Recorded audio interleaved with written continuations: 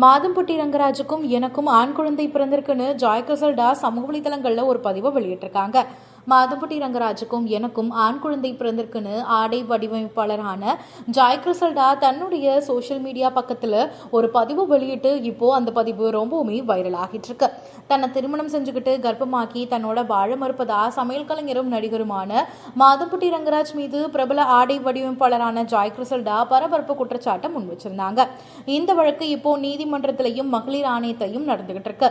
அது மட்டும் இல்லாம நிறைமாத கர்ப்பிணியா இருக்கக்கூடிய எனக்கு மாதம் 6.50 லட்சம் ரூபாய் கொடுக்கணும் அப்படின்னு நேத்தி தான் மனு தாக்கலும் செஞ்சிருந்தாங்க.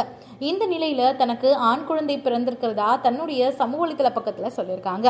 ஏற்கனவே தனக்கு பெண் குழந்தை பிறக்கணும்னு என்னுடைய கணவர் ஆசைப்பட்டதா நிறைய டிவி ஷோஸ்லையும் இன்டர்வியூஸ்லையும் அவங்க சொல்லியிருக்காங்க. இப்போ அவங்களுக்கு ஆண் குழந்தை பிறந்திருக்கு.